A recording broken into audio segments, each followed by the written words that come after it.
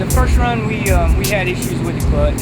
It bogged a little bit on us, and you know, we really needed our second round run today. We needed that yesterday. But all in all, a good day. I think the first round we were 5th fastest of the round. Second round we were 2nd fastest of the round. So we have a good bike going into tomorrow. So you know, that's what you want. You want to finish up the day on a good note. You want to have a good light and a fast bike. So when you go to bed at night, you're not thinking, oh man, this, that, or the other thing. So our junior Pippin trucking PiranaZ Buell is ready to do battle tomorrow. Junior was really proud of the high mile an hour yesterday. I assume because of today's headwind, no one eclipsed that. You probably still have high mile an hour, is that right? Yeah, we ran 198.35 miles an hour yesterday, which is our best on this new EBR1190RX body. So we're really tickled with that, and we're making progress. You know, we're trying stuff that nobody's trying, and I don't really care to discuss what that is, but I can tell you it's some cool stuff that we're working on, and we're struggling a little bit with it. And although we're struggling, our bike's still fast, so once we get it figured out, it's really going to be fast. Struggling in testing mode and having the second quickest ET in today's final round, and having the high mile an hour for the weekend going into race day is pretty good for testing mode. Yeah, and you know, like I said, every run we learn, and you know, we're just you know, trying to make the bike better. You know, we're learning every run, and we take that data back to the shop, give it to the guys at the shop. Our engine builder, Brad Moore's doing a great job with the cylinder heads and assembly.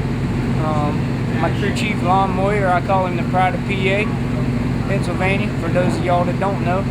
But he's doing an awesome job tuning this thing, and we're getting a lot of help from a lot of good people. Kobe Adams from Adams Performance is helping us out quite a bit with his knowledge and his facility there in North Carolina.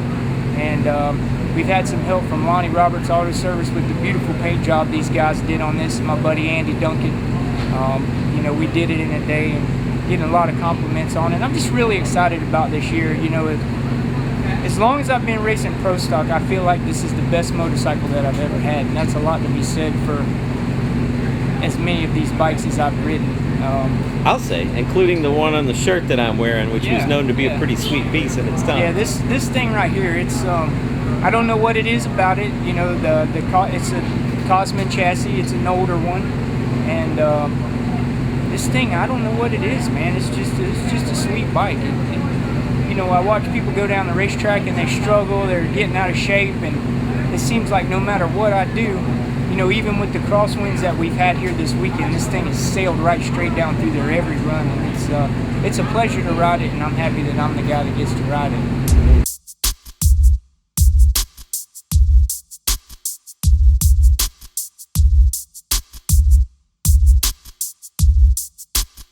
All right, Chip, tell me about your day. Well, I think we had a pretty good day. It was a tough day, not just for me, but for the pro stock motorcycle class in general. The wind today, it was insane. I don't think not one wind came out of the left lane because of the wind. I mean, you pass the stands right there, and you're in trouble, and that's what happened to us. I mean, Jerry had me a little bit on the light, but we had already been back ahead of him by almost 300ths by the time we got to half track. And at 1,000 foot, I still had him by 300ths, but at 6.2, I had to let out. But when I say 6.2, I mean 6.2 seconds. Of course. Run. Yep. So, you know, overall, we had a good weekend. We struggled a little bit the first day of qualifying, but I think the second day we did good, and I'm really pleased with how we ended up this weekend. We could have been better, but we certainly could have been worse. Yeah, that first round, in fact, Junior and I were just watching it on TV, and yeah, bike after bike gets right up there on the white line over on the left-hand side. Yeah, I was hanging off the bike so far, the right side of the bike there, in the semifinals, that I literally could not see where I was going and had to look around the motorcycle to see where I was going. Therefore, my judgment was off on how close I was to the wall. But I feel like I did the right thing by letting out, being able to bring the bike back to the pits in one piece and Sure. not scratching up Mr. Pippin's new paint job. What's the next race? Next race is Norwalk. And what do you think? What do you think about that? Oh, I'm excited, ready to go.